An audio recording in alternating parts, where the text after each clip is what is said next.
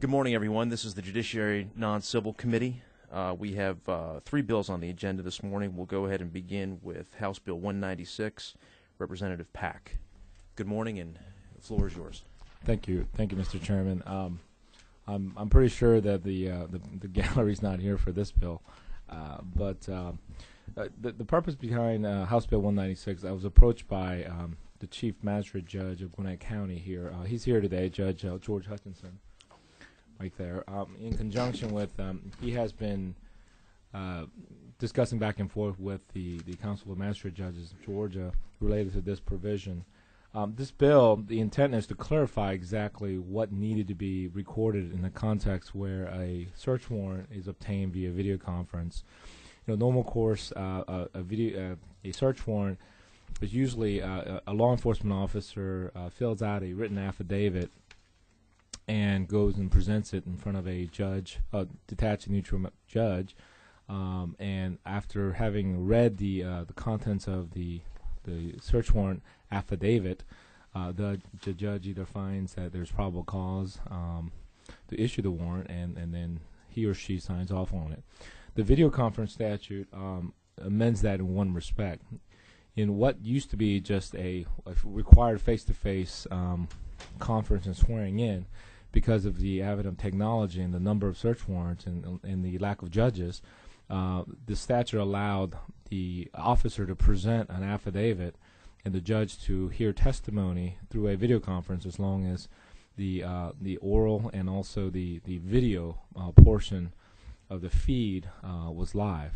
Now, and there's a provision in here, and the subsection E is what we're looking at to amend, that required a video recording of the application hearing, and that any other documents submitted to be kept part of the record. That makes sense, because what you wanted to have is a written affidavit for the defendant or whoever, when you're reviewing the process, to have a full record of exactly what transpired. Now, the problem was, because it wasn't unclear what a recording of the video application hearing meant, so in a typical case, what would happen is the video link would be established between the judge and the affiant, and then the judge would pull up the affidavit on the computer, because they'd be at a different location, and the recording would start when the judge would be, takes time to review the affidavit. So there's a whole bunch of recording of nothing for a long time. Now, typically, in most cases, there's no additional oral testimony presented. The affidavit is self-sufficient, and the 4 corners is what the law enforcement officers rely on later on, whether or not to justify the search warrant. But in the context of certain times when they couldn't, or they supplement the affidavit or testimony with testimony, we want to require that portion of the oral testimony is recorded, so that later on, should there be any questions about the validity of the warrant, the defense lawyer or the defendant can challenge and have a full record of exactly what happened. And that was the intent of this amendment and this bill. First of all, it clarifies that only the oral testimony portion should be recorded, or there's a requirement to record that, because otherwise you're just recording a bunch of nothing. And like I said, 99% of the time is only the affidavit. There's no really recording with additional testimony presented, but it also gives us the ability, in case of emergency and things like that, an officer can testify via video conference, and that portion be recorded and get a warrant, which in federal law, at least, you could do that by telephone, as long as the oral testimony can be recorded by telephone, although there's no video conferencing statute in the federal level. The second portion of it here in the second sentence restricts what type of challenges could be brought to the warrant issued under this provision. This is actually just a restatement of exactly what the current law is. The intent of this provision is to capture those situations where there's a technical glitch at no fault of the government, that the recording, if there is any oral testimony, was erased. In that case, under constitutional law of Mapp versus Ohio, the suppression, the remedy generally should be suppression of the evidence, but the original intent of the suppression rule was to discourage discourage police misconduct. In situations where you have a technical glitch and there's an accidental erasure of the recording, you're not going to deter anything by suppressing the evidence that you get as a result of that.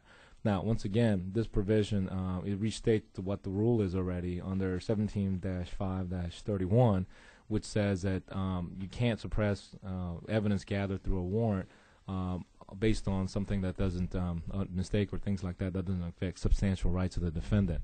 So it's a restatement just to clarify that even if there is a technical glitch or non-recording of the portion of the video warrant, that's not by itself, that would not be a basis to challenge. And what you get is the statute, the way it's worded right now, that if there is a erasure, for example, a power outage or things like that, defendants were challenging based on the fact that there's no technical compliance with the statute being a video recording being maintained.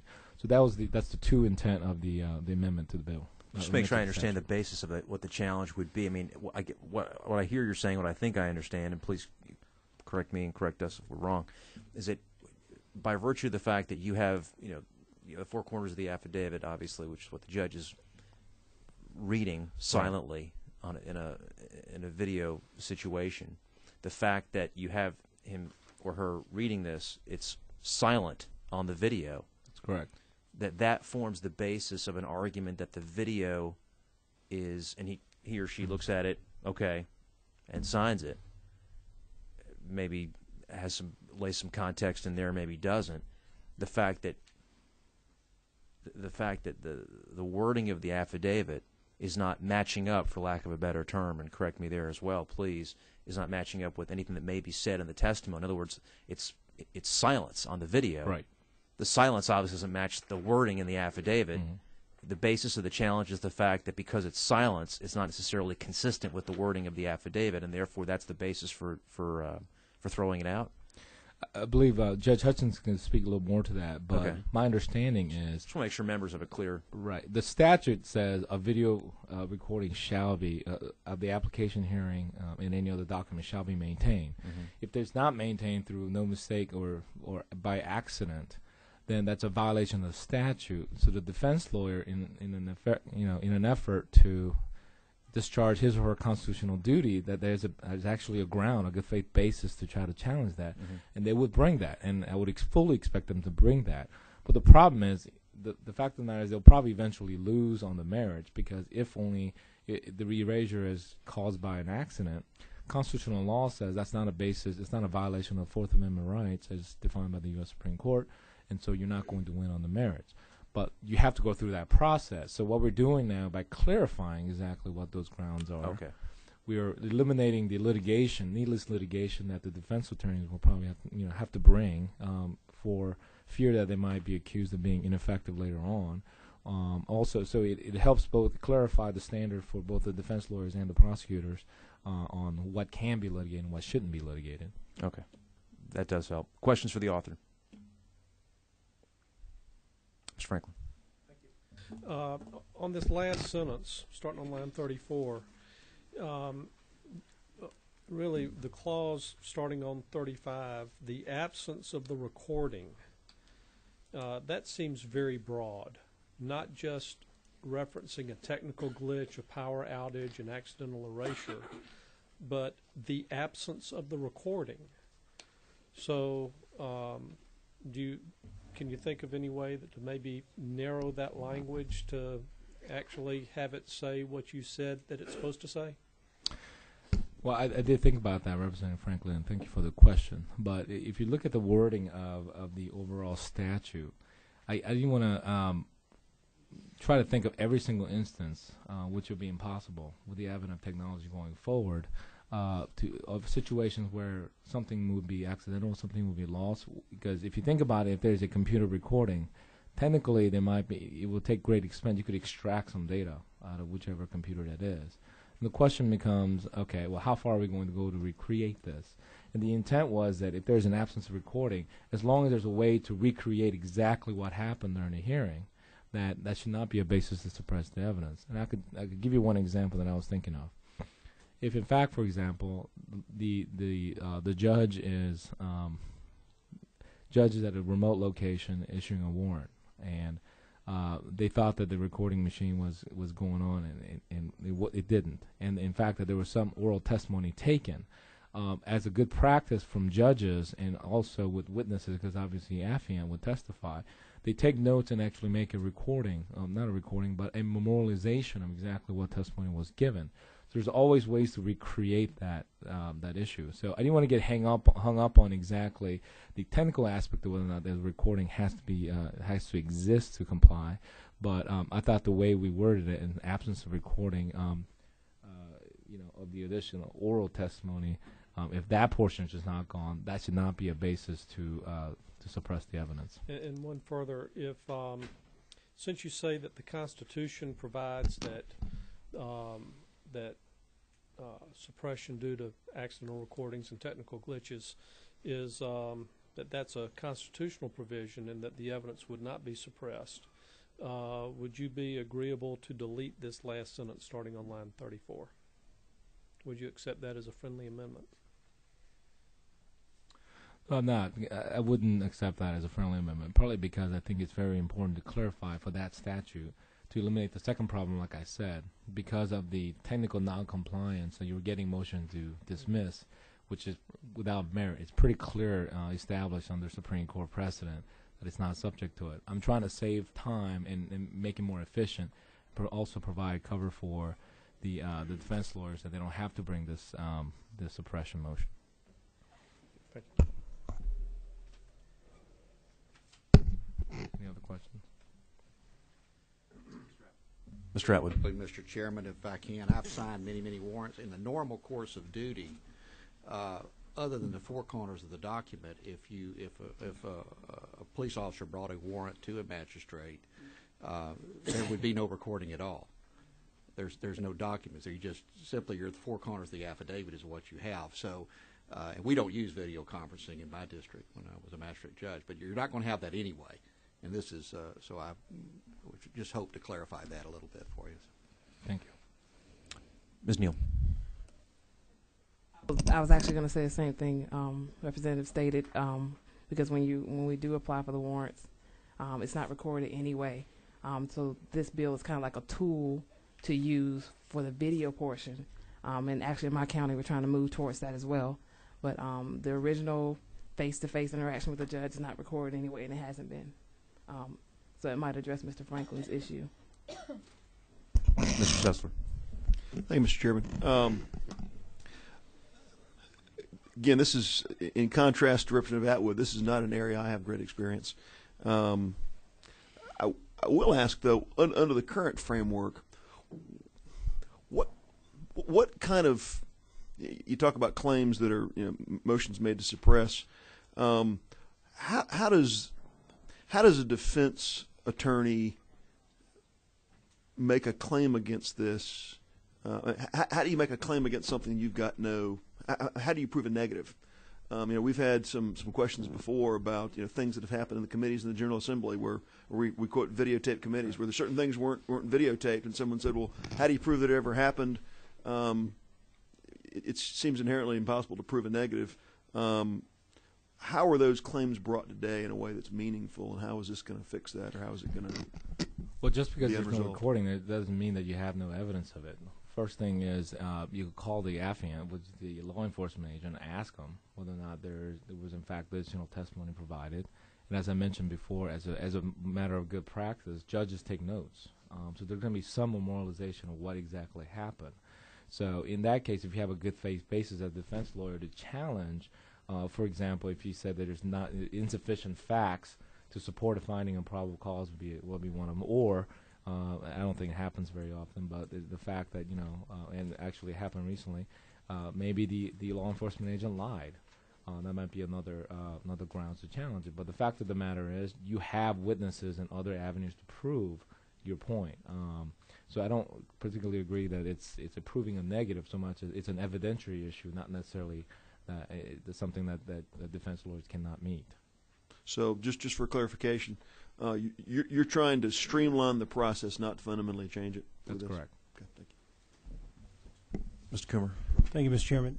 This sort of dovetails with Representative Setzler's question, but is a little more detailed or specific, I guess. And that is, in the investigation period for defense counsel, a lot of times you don't have access to all the documents. You don't have access to all the video recordings. You may not have access to video recordings till late in the process. And my concern is specifically over the word challenge on line 36. And what I'm concerned about is that you may create a situation in which you're essentially discouraging counsel from digging further by saying that there's no basis to challenge an otherwise valid warrant. It might be more appropriate to offer that the absence of the recording without some intentional misconduct would not be a basis to suppress evidence, or would not be a basis to throw out the warrant. But to say that it's not a basis to challenge a warrant might create a more restrictive environment than you're actually needing to create. You want to have an environment where defense counsel can, dig in and see if there is in fact any intentional misconduct. And if the DA's office just says, well, there are no recordings and nobody we had one, but it was accidentally deleted, you're essentially giving the DA with his word or her word the authority to tell defense counsel, trust me, nothing happened that shouldn't have happened. You don't have a basis to challenge it. Just take my word for it and go away. That may not happen in every circuit, but I think it probably could happen in some circuits. And I would like to see a different word there, frankly, just one that left it more open. So we're clarifying that it's not a basis to throw out the warrant if there's no misconduct, but you still challenge a warrant. You have to have an avenue for figuring out what actually happened if you're defense counsel. A couple things. Number one, that's why I added the words "an otherwise valid warrant." So that in of itself should not be viewed as kind of discouraging people from doing that. Secondly, we're under the framework that the prosecutors are required constitutionally to produce those type of evidence anyhow. So I don't really think that it changes anything, and certainly it's not intended to discourage defense lawyers from digging. Third of all, remember the application has to be submitted to a detached and neutral magistrate, and that's the check on the prosecutorial power. And fourth of all, and I believe that it will reflect in the docket sheet of whether oral testimony has been presented. So I think that's an easy way to kind of figure out. And frankly, I think I will let Judge Hutchinson speak on the actual practical aspects of it. But I thought about that issue, Representative Coomer, and as a defense lawyer now, understand that it's very important to kind of dig. But when I thought about all the avenues that I would know exactly what actually transpired to ask further questions, that kind of allayed my fears, and I believe that it doesn't discourage defense lawyers from digging. Thank you. Mr. Pack, thank you. Thank you very much. Let me call on Judge George Hutchinson. I'm sorry, I can't read this. Hutchinson. Good morning. My name is George Hutchinson. I'm the Chief Magistrate in Gwinnett County. I'm also a member of the Magistrate Court Council, and I'm here today to support House Bill 196. Representative Pack was good enough to work with me to help draft something that I think corrects a problem that needs to be addressed, and I can say that not only do I support it, but the Magistrate Court Council supports it as well. I don't have a whole lot to add. Obviously, Representative Pack's done a great job in outlining what the situation is. I will tell you that it comes out of a real-life example, and it's really pretty simple and straightforward. It was a search warrant that was issued via video conferencing technology. The judge tried to record it. I think even after the motion to suppress hearing, where all of this was aired out in Superior Court, it's unclear whether or not it was really a computer problem or, quite honestly, a user error. But the net result was there was no recording that was created. Now, I don't know that there was even any oral testimony taken to supplement the search warrant affidavit itself, but the basis of the motion to suppress was the code section says there shall be a recording. There wasn't a recording, and that's all there was to it. And what we're trying to do with this bill is clarify when a recording is actually required and help to eliminate the possibility that a mere technical glitch, a problem with a computer program, something as simple as somebody inadvertently hitting the mute button on a computer, will be the basis for somebody trying to suppress the evidence that was seized as a result of the effort of law enforcement activities. And I think a good point that Representative Pack made was that what we're talking about here are potential technical irregularities that are no fault of the police departments. I mean, this is a judge, and I love my judges and I love magistrates throughout the state of Georgia, but not all of them have technical expertise. And I would hate to see a search warrant for a grow house or whatever it is suppressed because a judge hit the wrong button or because a computer hard drive crashed 6 months after the incident. And I think this bill helps to solve that problem. Questions for Judge Hutchinson? Seeing none, Judge, thank you for taking the time to be here this morning. Thank you all very much. Is there anyone else who would like to be heard on House Bill 196? Mr. Ramsey. I would just like to be recognized for a motion at the appropriate time, Mr. This Chairman. would be that time. I move due pass, and I'm sorry I don't have the bill open in front of me right 196. now. House Bill 196, LC 342879. Mr. Ramsey moves due pass on House Bill 196, LC 342879. Second by Ms. Cooper. Any further discussion? Are there any amendments? Seeing none, all in favor of the gentleman's motion signify by saying aye. Aye. Opposed, say no. No. The ayes have it, and the motion is adopted.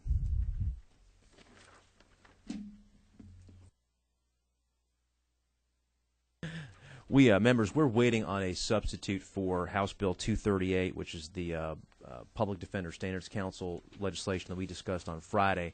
The substitute that was drawn and is going to be distributed as soon as it gets here makes no seismic changes at all in the legislation. It's really more for structural consistency than anything else.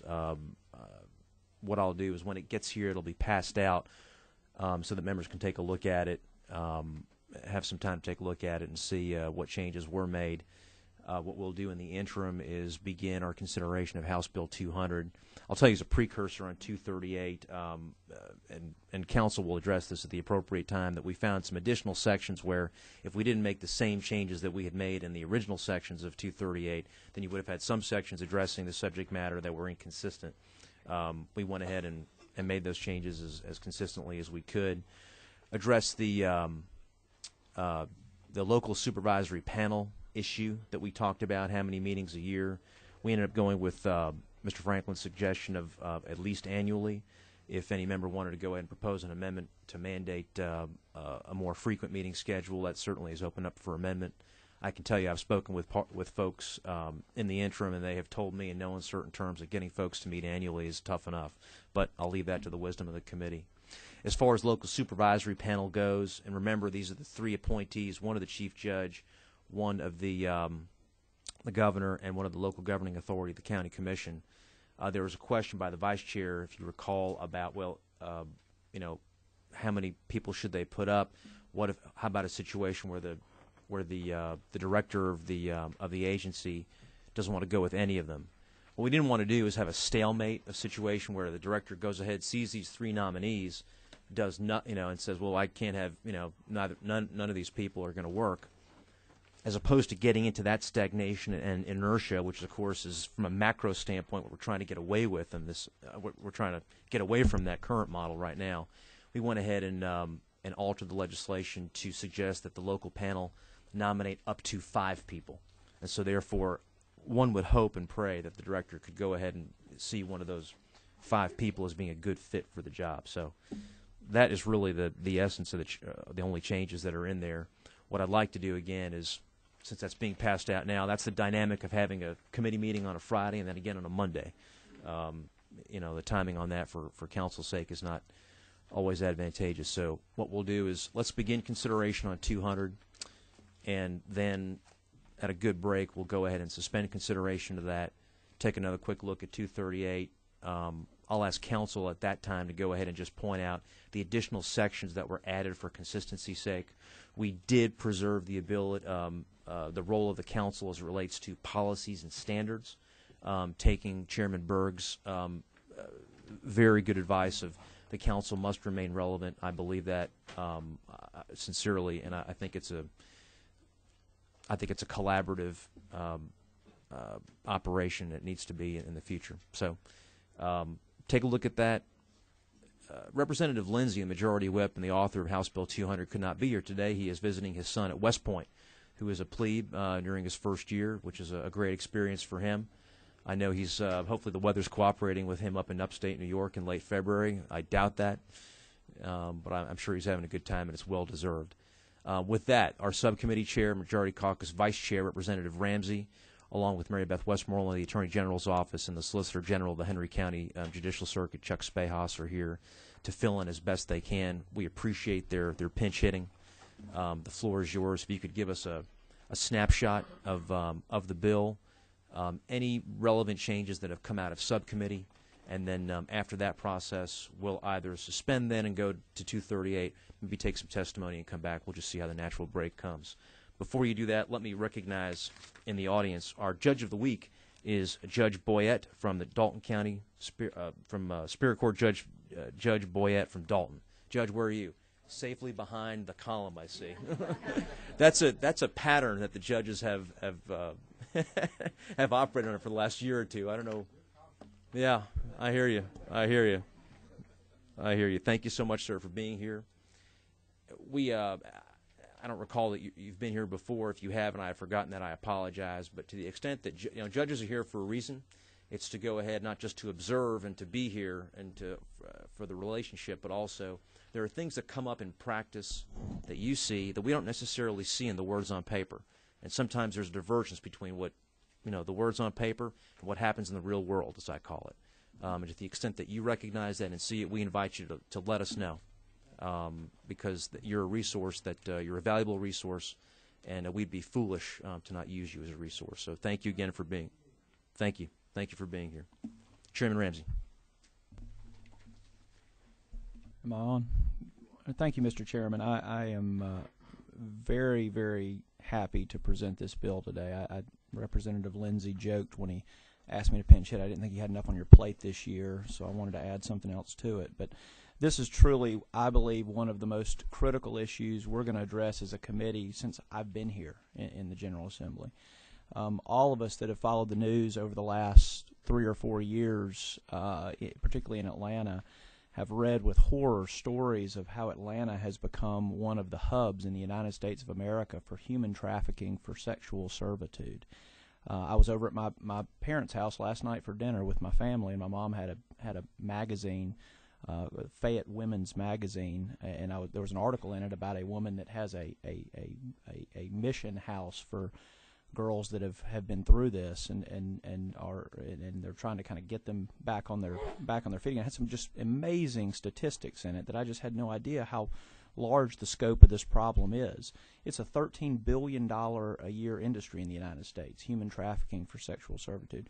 300,000, mostly girls, a year are trafficked for sexual servitude, many of which are runaways, young ladies that are lost and taken advantage of by what is becoming an industry that rivals drug trafficking in terms of the economic impact on an annual basis here in the United States of America.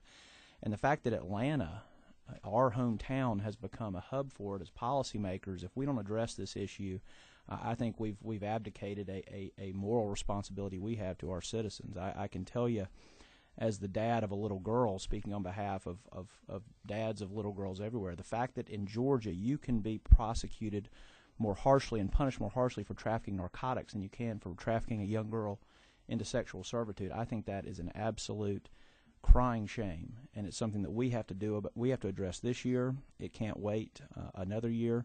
And I'm just really glad that Representative Lindsay, along with the Attorney General's office, all of you know Mary Beth Westmoreland, and the Prosecuting Attorney's office, Chuck Spahas, have all come together with a lot of different groups to draft a comprehensive bill to do all that we can as policymakers to address this burgeoning problem that really has one of its kind of its headquarters right here in our state.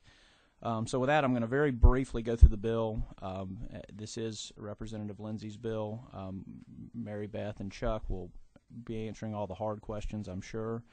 But I'm going to kind of zip through and just in the way of a kind of a procedural update, we passed the bill out of subcommittee on Wednesday last week. We had the first hearing on Tuesday. We gave an opportunity for members of the subcommittee that had questions and concerns to get with Representative Lindsay, and Ms. Westmoreland and Mr. Spahas, and they made some changes. Representative Setzler in particular had some questions. I think they were ultimately adopted into the subcommittee. I don't know if at the appropriate time, if Chairman Setzler wants to speak to those. But it was ultimately a unanimous do-pass recommendation by the subcommittee, Mr. Chairman. Starting out in Section 1 of the bill, we have modifications to the definition of coercion and deception. 35 and 36, it speaks to the use of controlled substances to coerce an individual, and this is one of the changes, I believe. Tell me if I'm wrong, that we added language at the suggestion of Chairman Setzler that providing a controlled substance can be used to coerce a person, but the definition requires that it must be used to compel a person to engage in sexually explicit conduct against his or her will. Kind of cleaned up that definition. I thought made a really good addition to the bill. Then we also said using a threat of financial harm or financial control comes under the definition of coercion. Similarly, we made some cleanups to the definition of deception in the context of this code section. Pulled in a cross-reference to an existing definition of performance and an existing definition of sexually explicit conduct. Just made a cross-reference here. Let's see.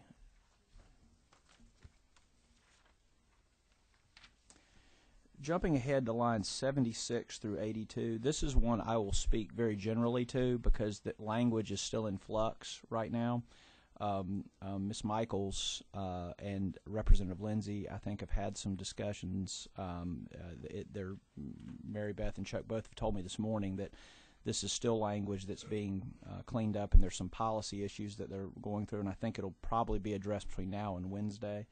But this just simply says an individual it says what you cannot if you're being prosecuted for human trafficking, it creates items that you can't raise as a defense for human trafficking. You can't in the current iteration of the bill, you can't raise the history of sexual activity of the person alleged to have been trafficked, the relationship by blood or marriage, age of consent for sexual activity. These are things that a trafficker could not raise as a defense in a trafficking prosecution.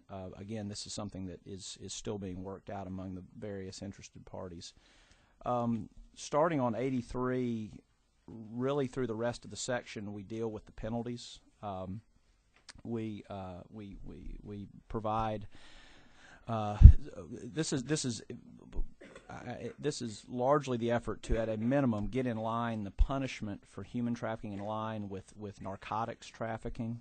You will see the various areas where we're raising the punishment, but generally speaking, that's the goal here, is to get those penalties in line with what to make sure that you're not going to get prosecuted less than a person that is trafficking in narcotics. And then we also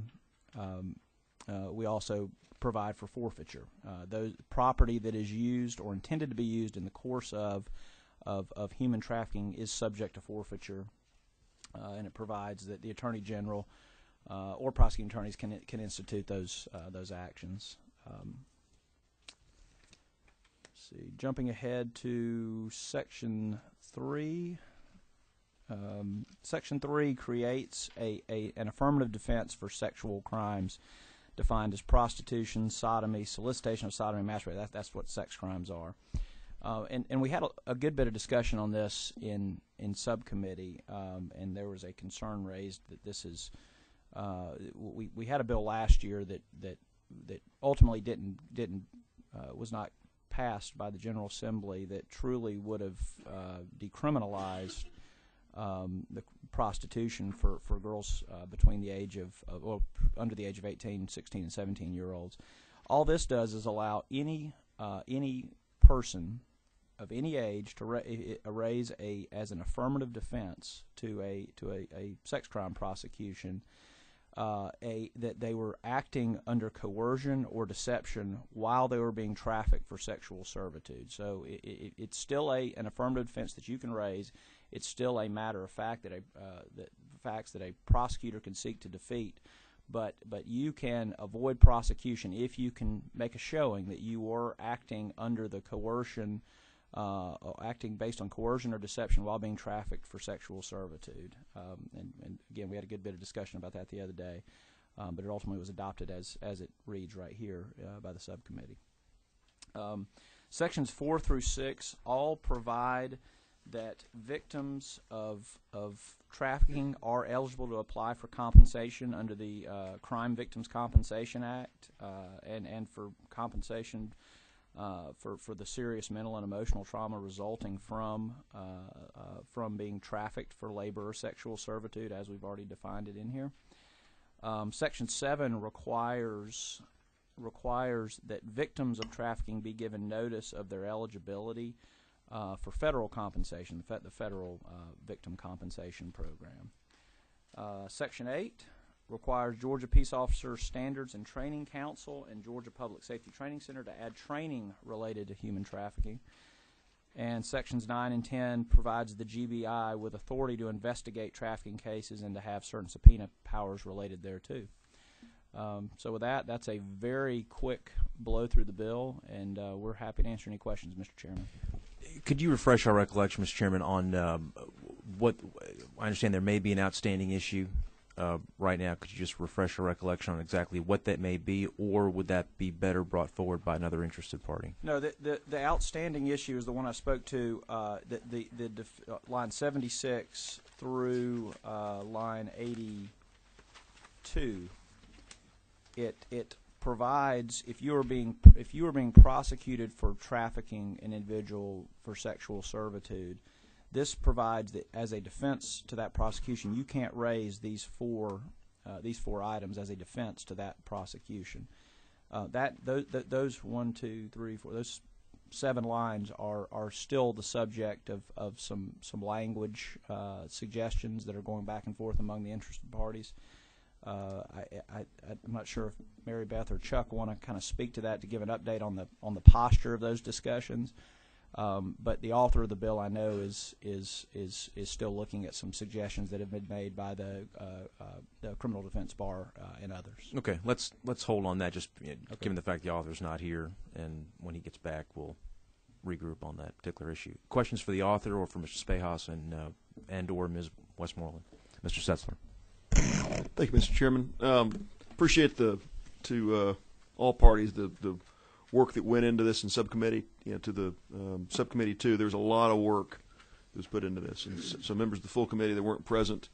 We've done some pretty substantial work in this committee, but this is a picture of our markup from committee. If this doesn't give you a picture of the level of effort that we went to, I'm not sure what does.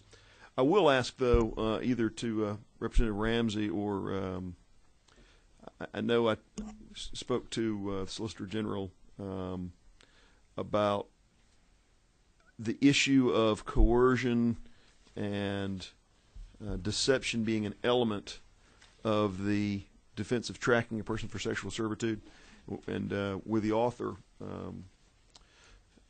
Representative Lindsay, we talked about that being relevant for adults but not being relevant for young people. And I see between line 83 and 95 an addition made to the bill. I'm guessing that language that addresses that was put in there.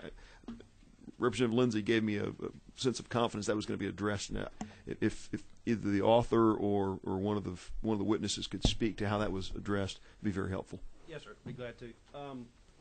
One of the things that came out of the discussion at the subcommittee hearing was specifically at line 92.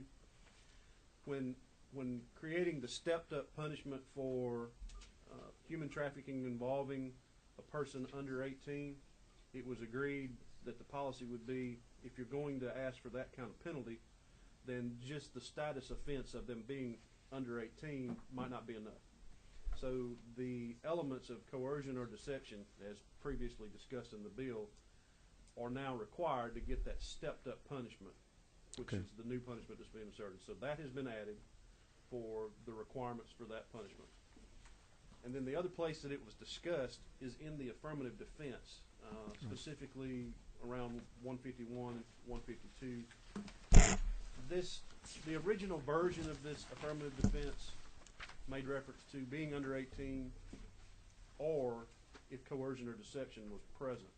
The concern still remained that that may very well de facto be decriminalizing prostitution for that 17-year-old. The way we've done this affirmative defense is coercion and deception has to be present for the affirmative defense to apply, regardless of the age of the person named. So both of those have been changed since the original version of the bill as a result of discussion back and forth.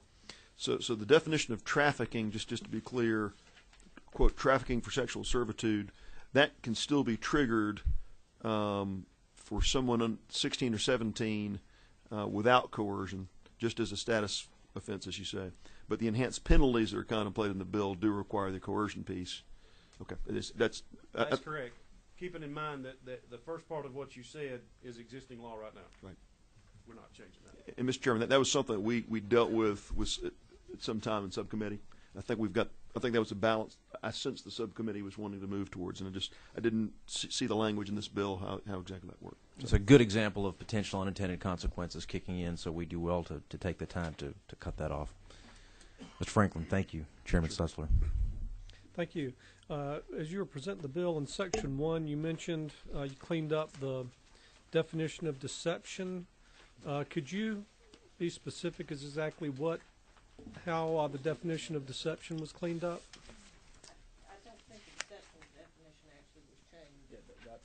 I misspoke. The labor servitude definition was cleaned up. Gotcha. Thank you. Yeah. I see no further questions.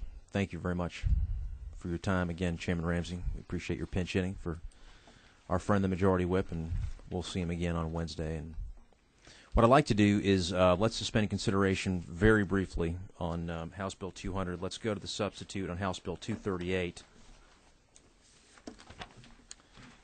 And I will just again point out the two changes I think that we had based on the conversation or the dialogue during the meeting on Friday. One is on page page 6, line 185. Again, this is the substitute that you have. It's just been passed out a little while ago on House Bill 238. It's LC 294602S as in Sam. The change that we made there based on the discussion in the committee was we have the local panel now nominating not more than 5 people as opposed to 3 to give the director a wider, potentially a larger pool to hire from. That's pretty straightforward. And then on page 7, line 204 at the top, we had some conversation about, well, how often should the local supervisory panel meet? There was some conversation about should it be annual, should we require semi-annual?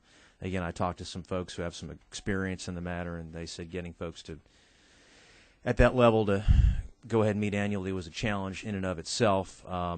So out of an abundance of caution, I think I went with Representative Franklin's suggestion of meeting at least annually. That's, of course, subject to change if the committee sees fit, but I just wanted to keep it as realistic as humanly possible.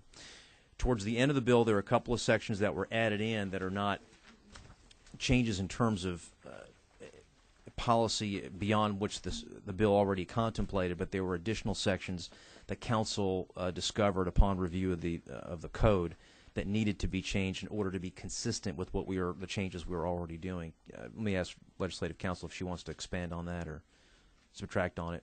Well, just that the idea was that the council is going to be in charge of policy and standards, and the director will be in charge of rules, regulations, and procedure to implement those standards and policies. And so we just changed the language consistently throughout the chapter to make it, instead of being a string, divide up the powers a little more cleanly.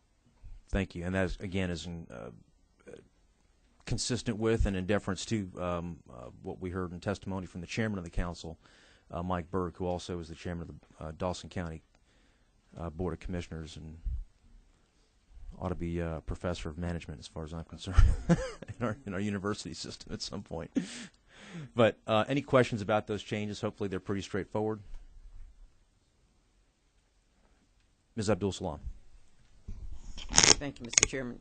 Just for clarification on the top of page 7, in discussion about the panel, the supervisory panel meeting, Right. And they may convene at any time.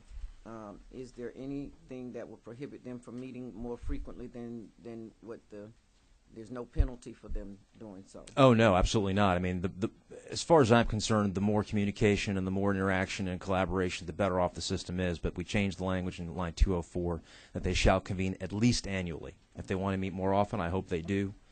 The more hands-on circuits will, I guarantee it. I hope they do, but we wanted to go ahead and at least make it annually, and if they want to meet more often, great. I think that takes care of the concerns from our public defenders. Great.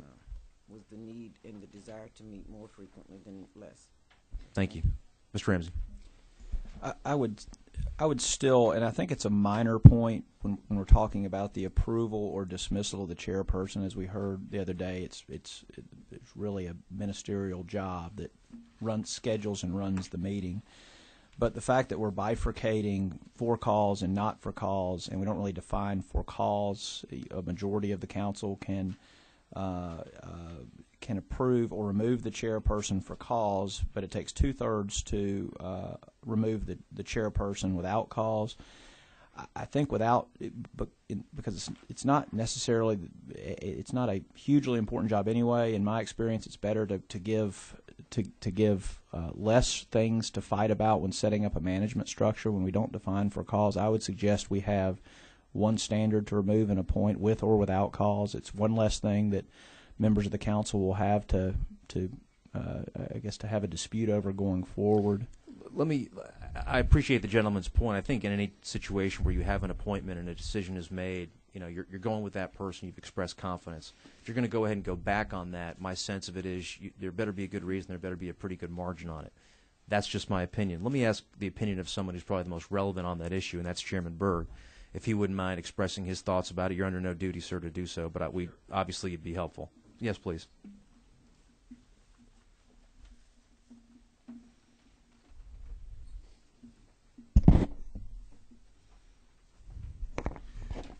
Well, we did have an issue when I became chair, and it was a time on the council when I think the council itself was making changes, and we had added 4 county commissioners to the 15-person board council, and so there were some issues. It came out all right. For standard's sake, if you want to keep it as smooth as you can, then probably that would make some sense. In deference to what you said about not being relevant, there is some relevance. No, I certainly don't suggest that. But no, I asked you a question the other day, and that's what I was driving at. Right. Do you get extra votes, or do you have tie-breaking authority? And I think you suggested it's really more running the meetings than anything, and the chairperson, other than their vote, which is the same as every other member of the council's vote, that's really the primary function. I don't mean to suggest anything other than understand. that. I think it would smooth it. All right, let's do this at the appropriate time, then certainly entertain an amendment on that. All right, with that, what is the pleasure of the committee? Mr. Sessler. Mr. Chairman, I had raised, a related point in our previous hearing. Again, getting back, as I read the bill, with respect to the dismissal of the director, with the for cause language in there, as we delved into it more, I think we distributed the policies of the board that says here's what for cause is defined as. As I read through it, I was certainly comfortable with those policies, and I think many members of the committee were, to the extent that the second piece, second provision, which talked about the circuit defenders follow the direction of the board. But I think as it's being structured now, as we contemplate the changes in HB 238, the board is more of a policy-making arm, and the director is really the daily management arm. The existing rules as they stand would require a circuit public defender to not follow the direction of the board as opposed to the direction and orders of the director. I don't know that that's consistent.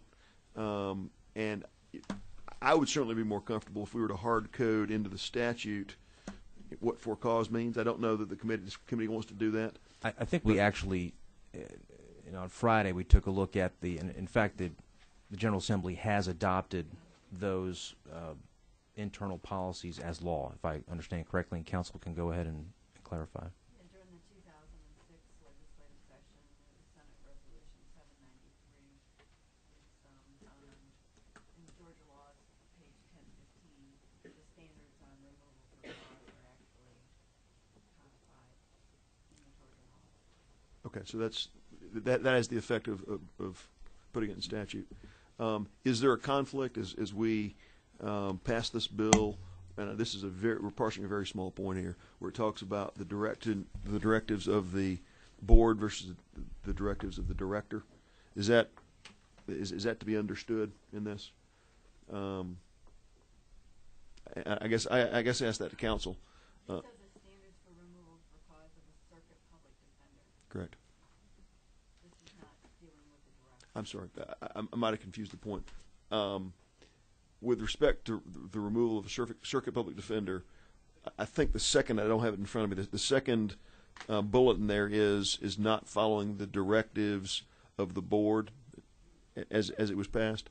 And as we pass this, where we clarify the board as a policy-making arm and the director is the daily management, is vested with the daily management powers, if a circuit public defender directly neglects the directives of the director, that's a lot of directs, is it the intent of the committee for that to justify cause for removal? Because again, I think a lot of the crux of this bill comes down to how much daily control does the director exercise over circuit defenders or not. I mean, to me, that's one of the crux elements of this bill, is what is that relationship, and what does the director, what ability does the director have to remove a circuit defender? They have the ability to remove pursuant to cause as previously adopted, as I understand it. And as it's currently adopted in that language, does that allow a director to say to a circuit defender, I told you to do X, Y, and Z. You clearly and knowingly did not do X, Y, and Z. Therefore, that's cause. You're going to be removed. I don't read that language. As I understand from the language of this bill, I mean, part of for instance, on the cross-circuit, the cross-circuit conflict situations, we can't have a situation where a CPD simply says to the director, no, I'm not going to do that. I need you to go ahead and, provide this, conflict representation on a cross-circuit basis for XYZ reason. No, I'm not going to do that. Yes, that is a basis. And that's part of straight line management. That's the whole crux of the bill. I'm not clear that what was adopted does that. Okay. I'm not going to, we don't need to belabor the point, but I raised that as a concern. We'll work through it. I mean, again, it's a work in progress. The perfecting doesn't mean that it's perfect. My sense of it is that pursuant to this bill, we've got that covered, but we reserve the right to go back and to make sure that we do. Ms. Abrams. Thank you, Mr. Chairman. My question would actually go to Section 9. And this is the issue that I raised on Friday regarding the timing for fulfilling a vacancy that occurs, given that you've got 3 different groups that are responsible for making appointments, and given that this panel then has subsequent responsibilities. I don't know if there was any opportunity for conversation offline, but my recommendation will be at the appropriate time that on line 176 on page 6,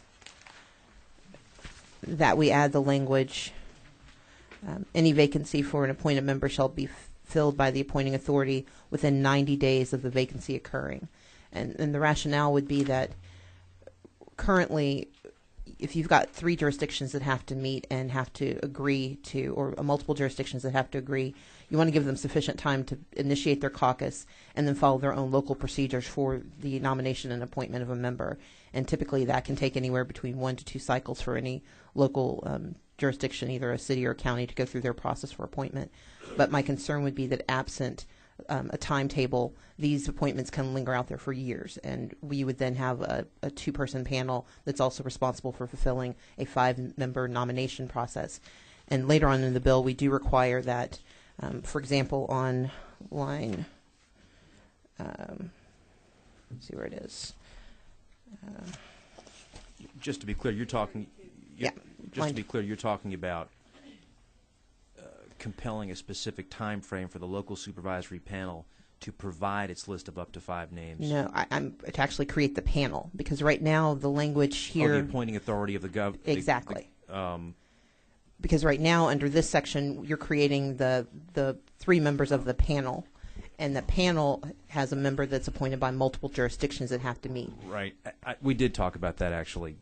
The council and I did offline, and I fully agree with where you're going. The problem is that as a practical matter, the governors occasionally appoint late. Chief judges may appoint late. The county commissioner may appoint late. I mean, if they don't appoint, we can go ahead and put that time frame in. In the absence of somebody going to go get a writ of mandamus or something, I don't know. No, I agree. It may not be technically enforceable, or it may not be easily enforceable, but I think the major challenge that I see is the one for multiple jurisdictions that have to convene, because I've seen this happen, particularly with the City of Atlanta when Fulton and DeKalb and the City of Atlanta have joint appointments. This can linger on for 2 years. Oh, in a multi-county circuit? Exactly. Oh, and so certainly I think the governor and any single appointments, you can certainly just say, please get it done. But when you've got multiple groups that have to convene to accomplish this, if you don't require a time frame and make it a tight enough time frame that they can also meet their legislative obligations, it can linger for a great deal of time. I'd be happy to accept that as a friendly amendment. Thank you. Let me go ahead any further questions? Seeing none, let me go ahead and take a motion if I can get one, and then we'll go to Mr. Ramsey's amendment first. Ms. Benfield, you saw the language on, I don't know if you're satisfied with that or not, but you're more than welcome to offer an amendment if you like at the appropriate time. Let me go and accept a motion, then we'll, on proposed amendments, we'll go to Mr. Ramsey, Ms. Abrams, and then Ms. Benfield. Mr. Ramsey. I move do pass HB 238 LC 294602S. Mr. Ramsey proposes due pass of House Bill 238 by substitute LC 294602S. Is there a second? Second by Ms. Cooper. Are there any amendments, Mr. Ramsey? I do have an amendment. In Section 3, on line 91, I'll read the whole thing after I get done, but line 91, I would suggest we remove the words "or removal." On line 92, we remove the words "for cause." And on line 95, we remove the words "without cause." So the way it would work now is it would take a majority of the council to approve a nomination, and it would take 2/3 of the council to remove a chairperson with or without cause. Do you want me to read it as it would be proposed? If you would, and just for clarification, this is on removal of the chair, the nomination and removal of the chairperson of the council. And I'll start reading after the first comma on line 91. Except that a majority of the entire council shall be required to approve the appointment of the chairperson and for annual approval of an alternative delivery system pursuant to, I won't read the rest of the sentence. Jumping ahead to line 94, the sentence that begins there, the vote of 2/3 of the members of the entire council shall be required to remove the chairperson of the council or to overturn the director's decision regarding the removal of a circuit public defender. It's not necessary, but thank you. Any discussion on the amendment? Seeing none, all in favor of the gentleman's amendment signify by saying aye. Aye. Opposed? The ayes have, and the amendment is adopted. Are there any further amendments? Ms. Abrams. Thank you. On line 176, page 6, to strike the period, insert a comma, or maybe no comma is necessary, to strike the period within 90 days of the vacancy occurring, period. So the line would read, any vacancy for an appointed member shall be filled by the appointing authority within 90 days of the vacancy occurring. Let me ask the author of the amendment a question. 90 days is a heck of a long period of time. I would prefer 60 days, but I was trying to be thoughtful. I appreciate the thought. I think my personal sense, and speaking only for my sense, is if you can't do it in a month, it can't be done. So with 90 being a really extended period of time, perhaps 60 might be a little flexible and yet expeditious. I think 60 makes sense. My challenge with 90 would be that you've got multiple jurisdictions that have to tend to go through 2 cycles of their legislative process. So you don't want to constrain them within a month because some of them may not meet often enough to actually take the action necessary. But I think 60 days should accomplish it. Okay. Would the gentlelady rephrase the amendment then for council? To add the line within 60 days of a vacancy occurring. Ms. Travis, you got that? Okay. Is there any objection to the amendment? Is there any objection? Hearing none, the amendment is adopted. Are there any further amendments, Ms. Benfield? Thank you. I'm kind of going back and forth on whether to pursue. As you know, last Friday, there was some discussion about removing the semi-annual requirement, which is found on page 7, line 204, with regard to the supervisory panels convening. And I'm sort of going back and forth in my own mind about whether to restore the semi-annual. I think the argument in favor is that you definitely want more accountability, specifically with regard to looking at the caseload and whether the caseload is getting unmanageable. But there is the at least language. But what I'm hearing from some of the public defenders is that there's not a lot of enforcement of these meeting requirements. So I have that concern if we put in these semi-annually, if that's actually going to occur. We discussed earlier how, as a practical matter, my secondhand understanding is that getting these panels to meet annually is in and of itself a challenge, and if we have some that are want to go to the top of the class and meet more than annually, great, but it's a judgment call. Does a gentlelady want to put forward an amendment? I think at this point I'm not going to, because if they're not going to meet, what's the point? Point well taken. But I would like some, and if I recall correctly, there is somewhere in here annual reporting to the legislature, and we get reports all the time, or there are reporting requirements where we don't actually get the reports, but this is something I would like to follow up on and make sure that they really are looking at the caseloads in particular. Well, we'll give the opportunity. My sense is that we would go ahead and on the annual report the lady refers to will, as always, allow the opportunity to perform, and if performance does not occur, then respond accordingly. But my sense is that we'll see those reports in a timely manner. Thank you. Thank you. Are there any further amendments? Seeing none, all in favor of the gentleman's motion. All in favor of the gentleman's motion of due pass by substitute as amended of House Bill 238 LC 294602S. All in favor, say aye. Aye. Opposed? The ayes have it, and the motion is adopted. Thank you. Let's continue consideration of House Bill 200. We have a few folks signed up to speak on the bill. Judge Brad Boyd of the Fulton County Juvenile Court. Judge Boyd.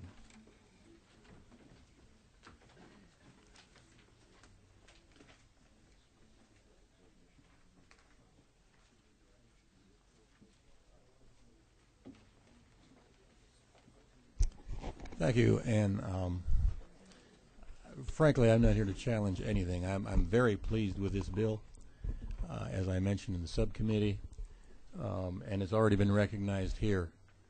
This is a huge issue, and to see this garnering the kind of attention and work that this committee is putting into it is more than welcomed by juvenile judges. I particularly was pleased with this bill because of the approach it took. I know we had some extended discussion last year about the issue of decriminalizing prostitution for minors. And while I fully appreciate the intent and spirit of that, it left the juvenile court in a position where our main concern was by decriminalizing that process up front, it severely hampered juvenile judges in being able to essentially hold on to a child who is being sexually exploited on the streets and so on, at a time when they're inclined to leave as quickly as they can. Our experience has been that we do have some very effective treatments. We have some very good resources to apply. But girls, most of the girls that have been on the street sometimes have been there for a while. Their whole thought process has been co-opted by the people who maintain them there. And they come in believing that if they were ever arrested, none of those folks are your friends. And you must do everything you can to get out of there as quickly as possible. It takes a little while to keep them in place until some folks can start talking to them and help them to begin realizing there are other avenues. And the main concern, I think, of juvenile judges was that if we decriminalize the process, that initial period of making sure we can keep a child at one place while we set up treatment or possibilities might be severely hampered. This bill essentially offers the possibility, and frankly for minors the likelihood, of decriminalizing whatever it is they've been brought in for further along in the process. So they can, frankly, most of the, I would say more than most, virtually all of the young women I see that come into my courtroom probably would fall under the kinds of description of coercion that have been set out here. I've been in juvenile court, I would dare to say, longer than some of the folks sitting around this table have been alive. And I can remember but one case where there was some question raised about whether or not coercion was involved with the child who was involved on the streets. What we found was a young lady who essentially, as a juvenile, was running her own business, recruiting girls and so on. That seemed to be rather non-coercive, but what we eventually found out was that she first got into this by coercion. It's a tragedy of enormous proportions, and I think this bill gives us the possibility of deal with it effectively. Obviously, we need many more resources in particularly the metro area, which I think probably handles the bulk of these cases in the state. But I would just support the bill and the work you all have done, and thank you for what you've done. Unless there are questions, I'm just here to support. We appreciate your coming down this morning, Mr. Setzler. Thank you, Mr. Chairman. One of the things that I can speak for myself coming into this process, we wanted to make sure with this bill we did not do, as you alluded to, was to decriminalize as rare as this may be, and I don't profess this is the case in most places, decriminalize a 17-year-old that decides on her own or on his own they can make money by prostitution, and they may be a high school student that's running that's sort of doing this under their own parents' noses out of their parents' house when mom and dad are not home. Would you agree that should not be decriminalized? I'd agree. As I say, I've never seen it. You know, probably what the kind of thing that I've seen is as a promiscuous young lady who probably within her own peer group finds some way to get things she wants by living a rather loose and promiscuous lifestyle, but I've never really seen it turn into a kind of commercial prostitution.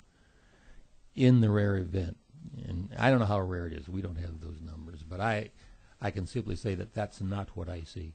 Sure. But yes, no, I don't think that should be decriminalized. So you agree that should not be decriminalized, and you agree this bill does not decriminalize that? It does not. Thank you. I just want to be clear on a point I thought I heard you made before, and if I didn't hear you right, let me know. I mean, I understand that you mentioned a case scenario about someone in the beginning being coerced, but then at some point in time after that, does free will take over and coercion is a thing of She the past? became older. She was still within juvenile age, but she had been coerced several years earlier. And it sounds kind of bizarre, I guess, but this young lady had a lot of skills and a lot of talent. She had management skills, and she started exercising them. And at this point, the only set of experiences that she had, and she was picked up. We could not get her into the treatment center because the treatment center mostly deals with sexually exploited children, and the concern was if she's put there, she may try to recruit other members. Now, we did get her into other kinds of treatment, but we couldn't go that particular route. And I guess I'm simply sort of picking out, as I said, the one case I've seen in the many years I've been there where there was some different twist to it. But It's sort of like what it looks like it's voluntary, but truthfully, when you get into it, that's not the way it all started out. And I realize this is the trafficking bill, not a prostitution bill, but obviously one is related to the other. Of course, my sense from what I'm hearing of you is that really it's a case-by-case scenario. That we do well not to make the presumption that just because something is happening at a particular age, although obviously the younger, the more suspicious it becomes. But as a general matter, we do well to look at it on a case-by-case basis and not to make the presumption that about an individual's conduct or choices. And that's exactly my point. That's why we're here. It's this what allows us to do that without having sort of a built-in 100% assumption right up front. Thank you. Mr. Pack. Thank you, Mr. Chairman. Thank you, Judge, for testifying. I think this question, what you spoke of, kind of triggered my question, and actually it's geared towards more the prosecutor. As I read this language here on line 151 to 153, and I think Chairman Setzler is concerned about decriminalizing, and I view it as it gives the prosecutor kind of discretion on when what to charge. Partly because I could imagine a situation where someone who suffers from I believe something like a Stockholm syndrome, when you're in that context being coerced, you kind of justify in your own world that what you're doing is okay. But through a passage of time, when there's that delinking of the coercion, I think that gives prosecutors authority then to charge whoever that person is for trafficking under this crime. Is that how you also read that, or is that the intent? Because that's the way I read it, to kind of address Mr. Setzler's concern. I think that is a good way to analyze it. If you've got separation from the beginning, or when that person that had been trafficked had converted over to becoming a party to the crime at that point, and those elements are no longer present, then the defense would not be there for them either. So I think it would cover the situation. And I would say we've had those situations where a young lady was before us on the charges of prostitution. The particular one I'm thinking of, she was also had a serious meth habit, which was being supplied to her by her pimp. I found out, I just got a report within the last couple of months from the detective working that case. She, because of the situation she was in, was inclined to consider cooperating with the prosecuting authorities, which she did. I got word that the pimp was, with the help of her testimony, convicted and has received a rather long sentence. It does cover that option as well. And of course, the young lady was fully released from our jurisdiction and is in a treatment center. Judge, thanks again. Thank you. We call Jack Martin on behalf of the Georgia Association of Criminal Defense Lawyers.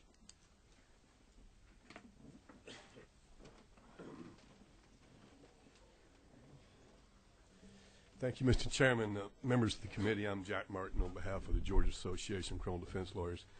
I don't know if it's premature for me to talk about the problems we've got here with lines 76 through 83, which is the area that we're in discussions with Representative Lindsay about right now.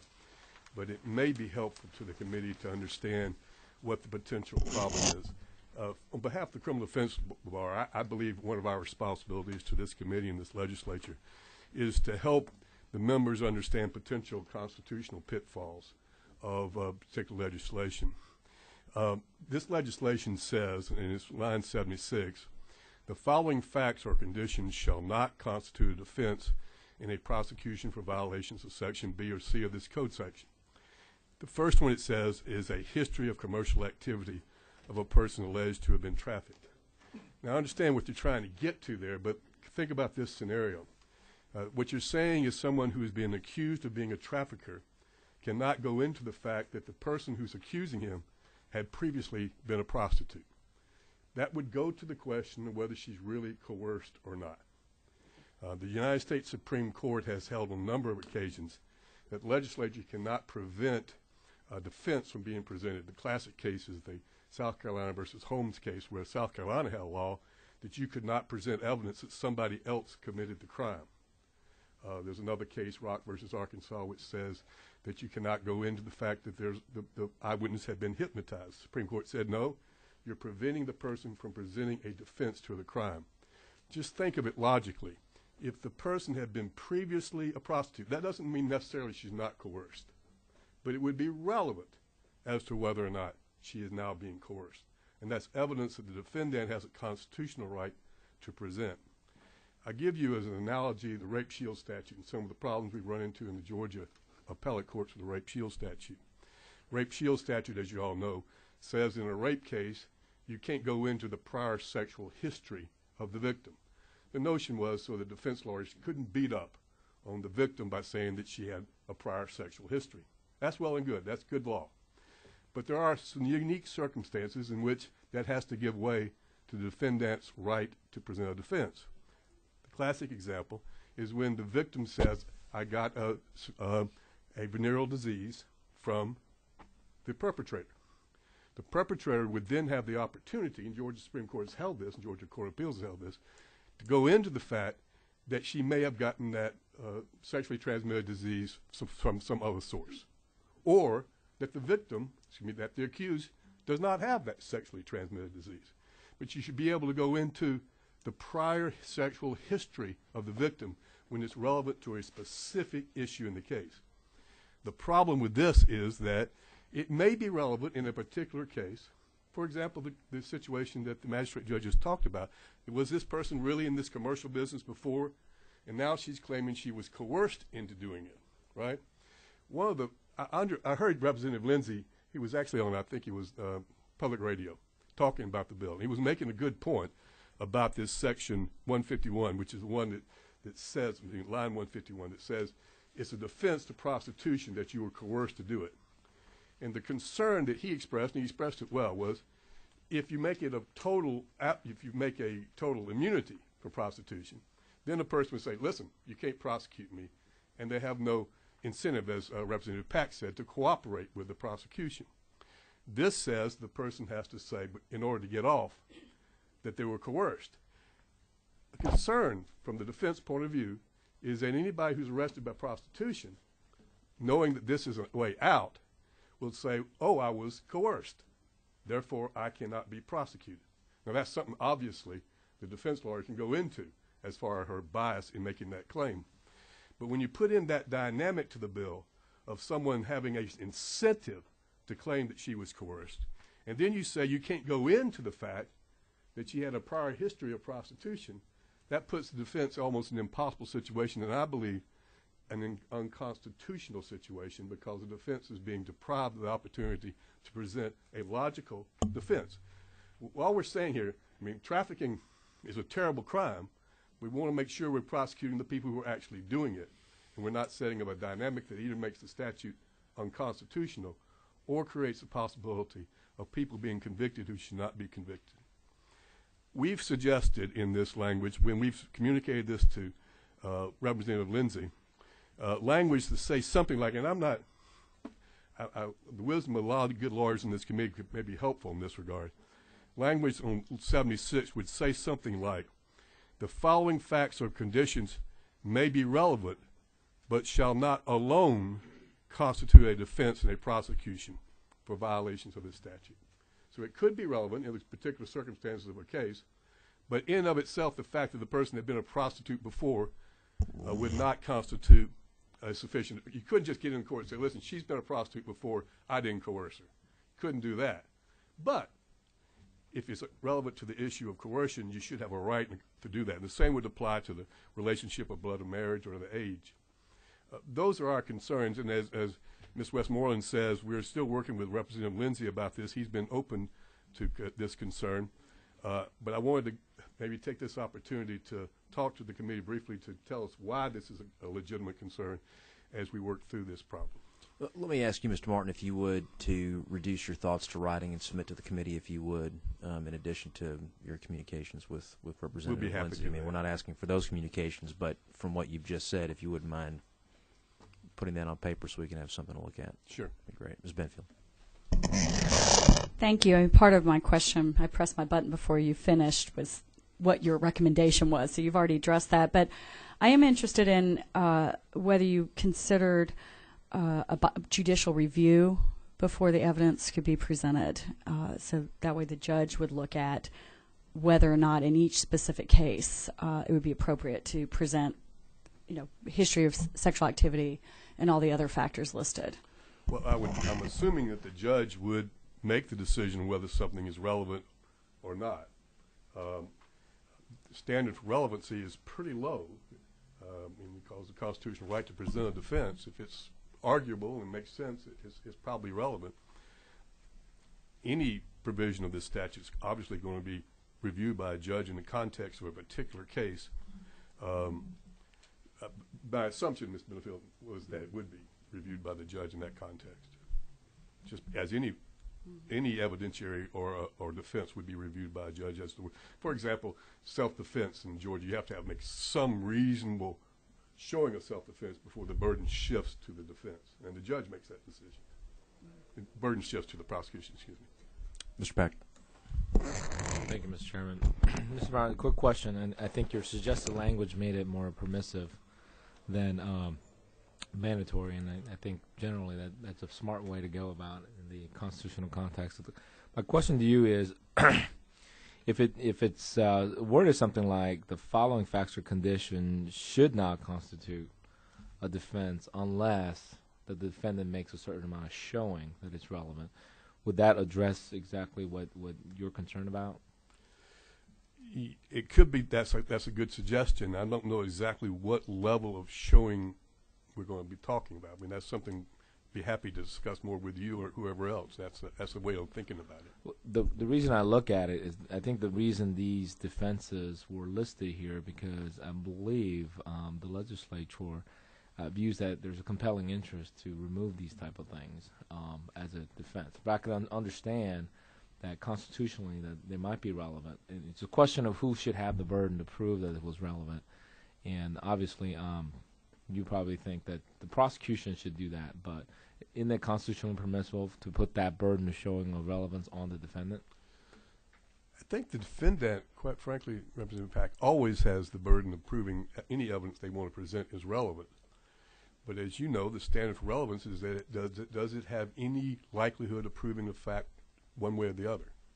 It doesn't have to be proof beyond reasonable doubt. It doesn't have to be proof by preponderance. It just has to be some evidence that's relevant to prove the issue before the jury. So I'm not sure what standard we can look on the evidence code. I know the new evidence code we're thinking about has a standard under Rule 104, as you know, from federal law, which is just merely does it have any tendency to prove something other than the not. That would be the new standard if that passes, which is not different from the Georgia standard. So as opposed to a defense, I'm not saying these are necessarily defenses. I'm saying these are matters that can be relevant. The example for a defense is, like I said before, like self-defense or accident. You have to make some reasonable showing that you've got that before you can get an instruction to the jury. But we're not saying that these are defenses. We're just saying these facts can be relevant in a situation. I'm wandering a little bit, but I think there's a big difference between what's a defense and what is relevant. Okay. You want it in, and you want the opportunity to slug it out with the prosecutor on it. Sure. I mean, if it's evidence relevant, the jury should hear it and have all the evidence before it. The jury should hear whatever evidence there is of coercion, and the defense should have the opportunity to say, wait a second, this person's been a prostitute for a long time. I didn't coerce her at all. Look at these circumstances that show that this is her independent actions on her own, and that she's using this provision of Section 3 to exonerate herself from her own prostitution. And that's a fear we have in the statute, that it can be misused. Most of these cases, most of these cases, the evidence is pretty overwhelming of coercion. We're worried about that one case in which there is, one case, whatever number of small cases in which the statute's being misused. We're also trying to help the committee, I hope, to make a statute that will stand up a constitutional challenge. Thank you. Mr. Sessler. Mr. Chairman, Mr. Martin, appreciate your being here today and sharing with us. As you read the language on line 76 through 82, if there were, say, I guess for lack of a better term, a career prostitute, someone who perhaps had been, as an adult, had been in prostitution for 8 or 10 years, and that was arrested and was making this claim of coercion for sex trafficking, As you read this language, would it be the case that a jury wouldn't even hear about anything about this person's history at all? The entire case would go through, and only upon conclusion of the case could the jury find out this person had been a prostitute for? I fear exactly what would happen in the rape shield statute situation. You stand up and say, "Isn't it true, madam, that you were a prostitute?" Objection. Section, whatever this is, D of, I think it's of Section 1, subsection D of Section 1 says, her history of commercial sexual activity of a person alleged to have been trafficked is not a defense, Judge. That's irrelevant.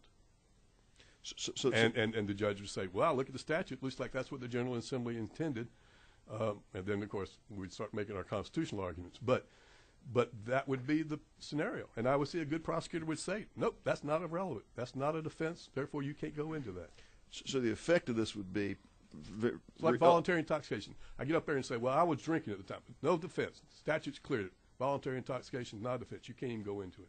So as you read this on its face, a jury would go through an entire trial on a sex trafficking charge and have no knowledge that you could have had an 8 or 10 year career prostitute that could have perhaps been involved in, or at least been charged, or at least alleged for sex trafficking herself, or any number of things. That whole history is off the table, and a jury would be ignorant of that. And that's my fear. And the second, that they're married, that the victim claimed, the alleged victim and the accused are married. Can't even go into that. That's irrelevant. That's not a defense.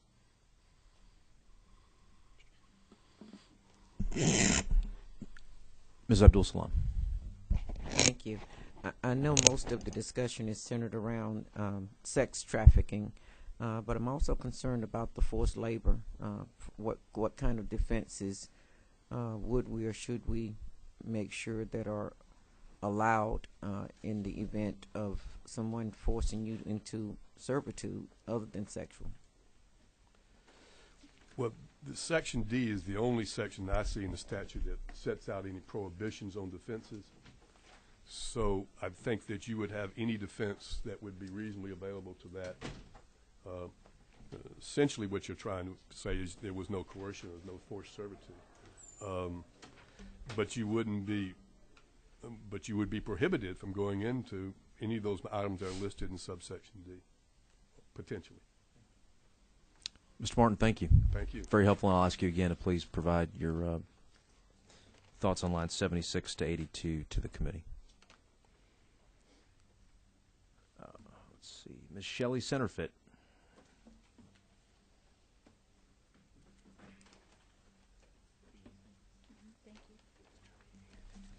Thank you, Mr. Chairman, members of the committee. I'm Shelley Centerfit here on behalf of Georgia Women for a Change, which advocates for policies to improve the lives of women and children throughout the state. We have been pleased to work with Representative Lindsay on this bill and are continuing to be a part of the discussions that Mr. Martin has referenced on this portion. Just want to let you know the intent of this section. We all know that sometimes some adverse inferences can be raised when you talk about someone's sexual history. And so we were concerned that without some protective language here, that the defense could simply argue, forgive my sort of my language here, but you know, this is a loose woman. She's been doing this for a while. She's not worthy of the protection of our laws, and because she's done it before for a long time, she's not a victim now. We've certainly heard testimony from the judge that some victims have been involved with this for quite some time, and just because you have been exploited or just because you voluntarily engaged in this behavior at one time does not mean you can never be exploited as a victim in the future. And so we're trying to strike that balance between providing some protection to those victims, but of course we don't want to pass an unconstitutional law, so we're mindful of the concerns. Do you think, I mean, would you agree with the statement that potential line of argument it's not irrelevant? Not saying it's determinative of anything, but would you agree that it's not irrelevant? It may not be irrelevant, Mr. Chairman.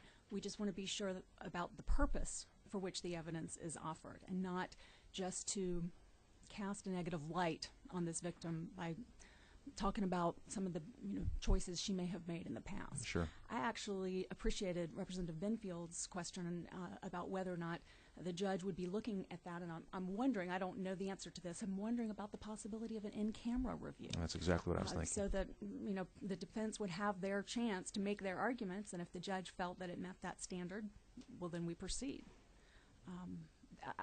I think that may be one thing for us to look at. We are looking at the rape shield statute as a model. I mean, it is sort of that same line of thinking, Sure. that under some circumstances, it's just not appropriate for the defense to be able to drag the victim's past into court and essentially use it against her.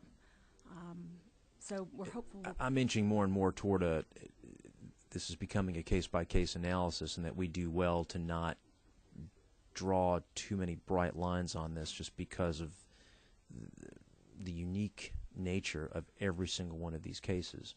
But then again, how does this evidence get argued without it becoming instantaneously prejudicial and creating even more problems? And I also think, as a matter of public policy, you want to give our judges some guidance about what weight you want them to accord this sort of evidence.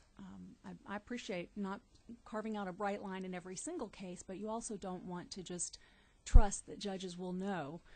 Although I generally do trust our judges, I think they look to the statute to see what did the General Assembly intend for us to really evaluate this evidence with. So I think that having some guidance would be helpful, even if we don't automatically exclude all of the evidence. We're going to take our time with this one. Ms. Abrams. Thank you.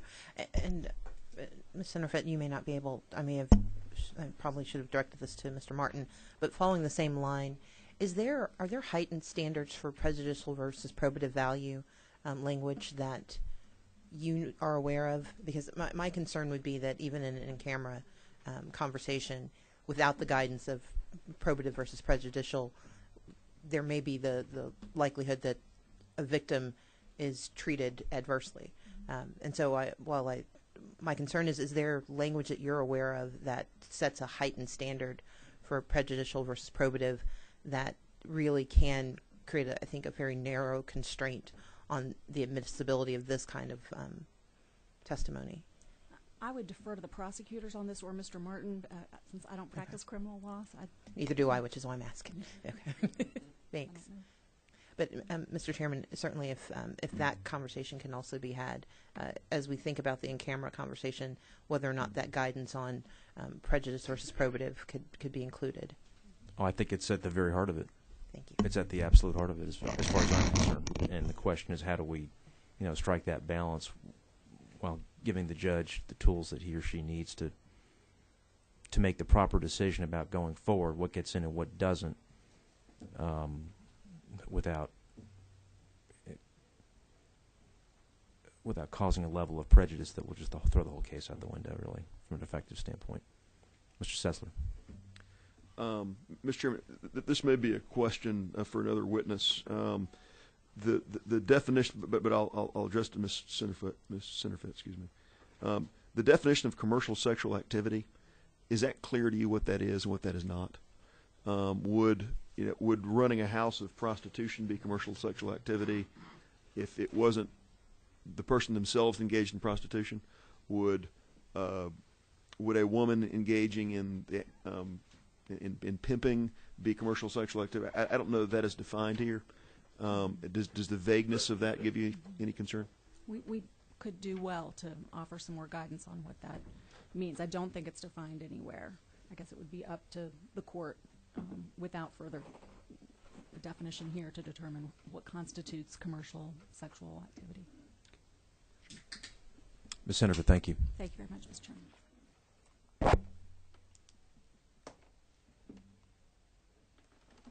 Dr. Conrad Hayashi. Good morning. Good morning. Good morning, Mr. Chairman, members of the committee. I speak as a concerned citizen, as a public health physician, and as a Navy veteran who's among my responsibilities at different times has been to ensure that my sailors and officers were trained in terms of issues of human trafficking according to online training and Department of Defense training. I want to speak and say I'm strongly in favor of this bill. had a chance to attend a symposium at the John Marshall Law School, which was held on Saturday on the specific issue of modern-day slavery and sex trafficking. And I view it favorably as it appropriately aims to punish perpetrators, as well as to treating victims of human trafficking and sexual exploitation. And clearly these are young girls and boys are victims, impacted as they are. They're intimidated and coerced. And in terms of one study done within the last few years, the average age of these young boys and girls who are arrested is between 12 and 14 years. And I'll say that again, 12 and 14 years. Think of the young Boy Scout or Girl Scout who comes door to door if you're fortunate enough to see them. We can expect that a number of these victims will take a lifetime to recover if they do, and to deal with the conditions which they acquire as part of their experience of exploitation. And I think about post-traumatic stress disorder, which can have a tremendous impact for those who are victims of violence, and many of these are victims of violence. You have the chance to strengthen this contemporary abolition movement through this bill, and to end the blemish that is of that of human trafficking and exploitation, so that Georgia's legislation can serve as a model for the country. And I thank you for your work and for working on this important bill. I see no questions. Thank you very much for taking the time to join us this morning. Our final witness is Kathy McCullough with the Juvenile Justice Fund.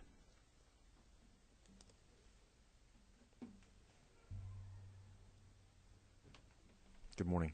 Good morning. Thank you very much. I'll be brief.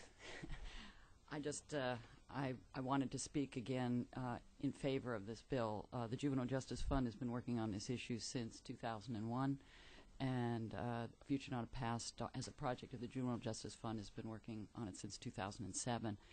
And one of the pieces that I particularly appreciate in this bill is the mandated training piece that's at the end, because from 2007 until now we've been training all over the state of Georgia law enforcement officers. And when we started, we did a series of law enforcement roundtables because we did have the 16-546 that had been passed in 06 and went into effect in 07, but nobody was aware that we had it and didn't know how to arrest under it, didn't know how to prosecute under it. And so it was a tremendous gap in knowledge of tools that were available to address this issue. So I think building in the training component is extremely important, and it's been our experience that the law enforcement is extremely receptive to learning about it, and once they've been told about it, are thinking back through cases that they've had and thinking, oh my gosh. And this includes district attorneys in Macon and so on, realizing that there were cases that went past them that they had not even been aware were trafficking cases. So I really want to commend the legislature and this committee for doing this so thoughtfully, and I respect trying to make it so it's constitutionally sound, because that was one of the concerns over the initial bill, that it was open to constitutional challenge because of some of its, in some cases it was too broad. So Georgia, believe it or not, is one of the leading states in terms of what we've done around this issue for domestic minor sex trafficking, and I think this bill goes a long way to closing some of the gaps that we've had. I still have some pieces that I would like to see even a little bit tighter, but I realize that that may have to be something that comes incrementally over time. But this does a lot for changing and filling some of the gaps that we've had. So thank you. Thank you. Questions from Ms. McCullough. Ms. Benfield. Thank you, and thank you, Ms. McCullough, for all the good work you've been doing over the years with A Future Not a Past. I have a couple questions about the training. Page 8 at the top paragraph there is the provision I'm looking at. And I've attended one of the trainings, and they're really well done, very informative. and the officers I found are extremely receptive, as you stated. The concern I have, and I've just glanced at this language for the first time, so correct me if I'm wrong, but the way I read this is that post shall establish guidelines and procedures for including the training in their materials, but I don't see a requirement that officers are mandated to actually attend the training. If you can speak to my concern being that it may be like an elective, I guess, for lack of a better term. I don't know exactly how the training works, but I'm concerned that the officers may have a choice of which courses they take, and this may not be one that they elect. And so I'm interested in whether or not they be mandated to take this, or is this something that should be mandated for all officers, or maybe just officers who are assigned to a specific beat?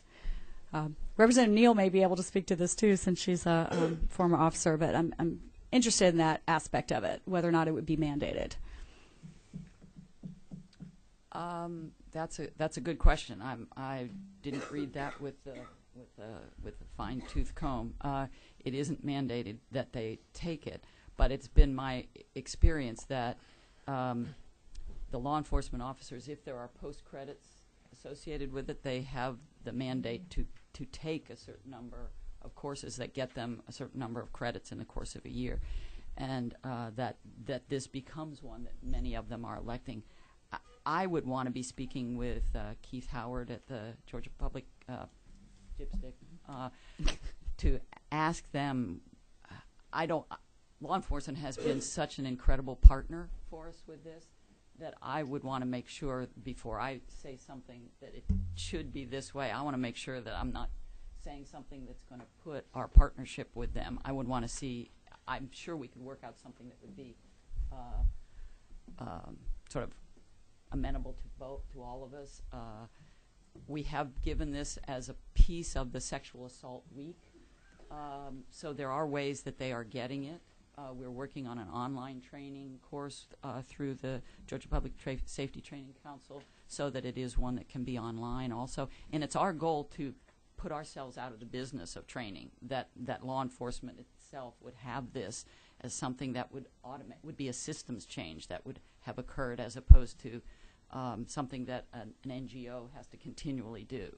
It should be something that should be part of a training, not just for law enforcement, but for Child Protective Services, for school teachers, for judges, it should be, it is that critical an issue that we should see this the same as the child abuse training that now is pretty well into most all of our systems. So that's a long way of not answering your question.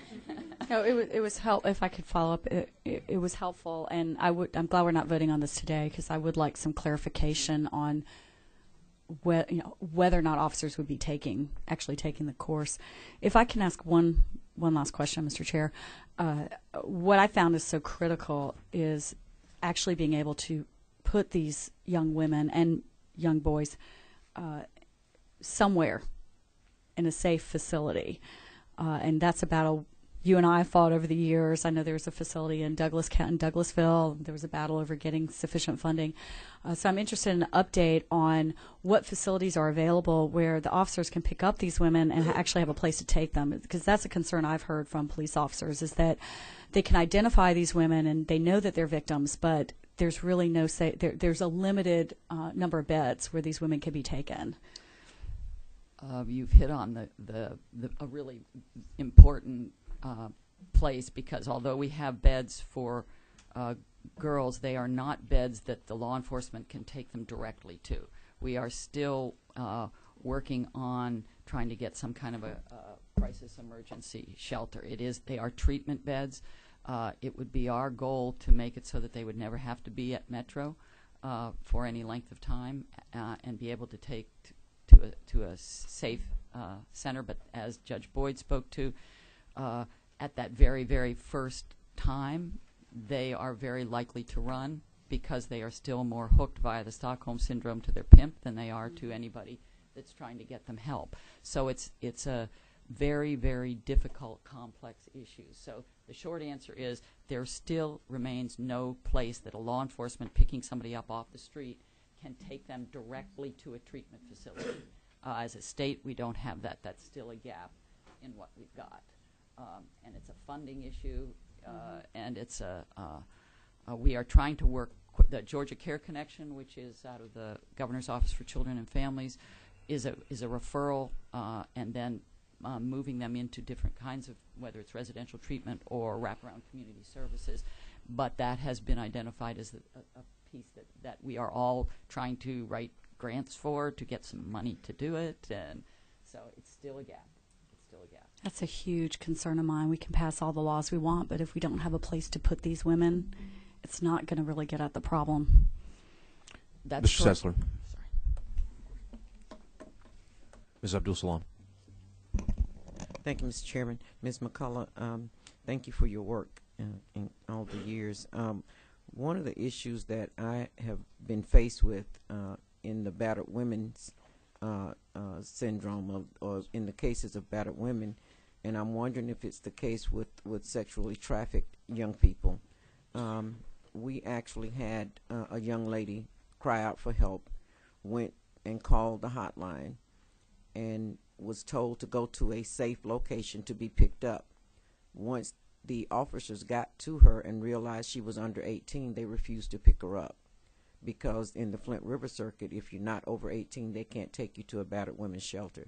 Is there anything in the sexual trafficking process and procedures with law enforcement that will have the same kind of ramifications, in your knowledge? There are so many parallels between the psychological process with the domestic violence victims as there are with these sex trafficking victims. You're correct. And what your conversation just got me was thinking maybe that is something that we may need to look at legislatively that had not come into my thought process before. So now it's kind of going. We don't have right now. If a child is underage, well, child is by definition underage. If the trafficked person is underage, there are very limited resources. The juvenile courts end up being, in the most cases, where those, because as things go right now, they might be considered a deprived child also. So for right now, what Judge Boyd was speaking to, most of those will be coming under the jurisdiction of a juvenile court. We still have some pieces. The juvenile code rewrite would give one piece that we're hoping for, but that's not relevant to this particular hearing because it would provide another designation of a child in need of services. Let us give some thought to that offline and see if we can. Ms. Neal.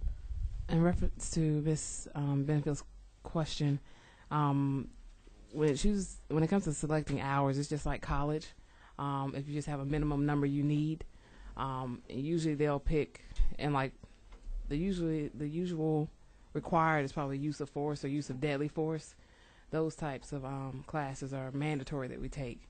But aside from that, you just choose up to however many you need to get your minimum amount of courses you need, or if your department has the money or what have you, you can choose more than the required amount of hours that your department may ask you to have. But it's just like college. If it says pick 3 from this list of 20 to max to satisfy this requirement, they'll pick what they need. And typically, and I'm not trying to be biased one way or another as far as gender is concerned, but usually our males probably wouldn't choose the cyber crime or sexual assault on children. A lot of the males don't really handle sexual assaults when it comes to children very well, so they tend to try to avoid most of those classes. They'll probably go towards the traffic and courses that are more geared toward other areas of law. But I mean, Post does do things such as they'll send an email blast out for new classes. So if this is an option, an email blast might go out to all the agencies in Georgia. Hey, we have this class as an option, but it's just a matter of asking each individual department if they will have their officers choose to pick that class or not. Ms. McCullough, thank you. Thank we you. appreciate your time and your work. Thank you. As of now, we're going to go ahead and meet at Wednesday, probably about 1 o'clock. We may or may not have the agenda will be sent out hopefully later on today or tomorrow morning at the latest. we may or may not have this bill on the agenda. I'd appreciate it if either the Prosecuting Attorneys Council and the Criminal Defense Bar could reduce their arguments to writing on lines 76 to 82. I think it's an incredibly important section of the bill. Don't worry, we're not asking for briefs or anything. Just just an outline of the position. Right? Mr. Pack wants briefs, but he's on his own. I think we do well to step carefully on that particular issue. So, with that, look for the notice again Wednesday at about 1 o'clock. I appreciate everybody's time and attention this morning. We're adjourned.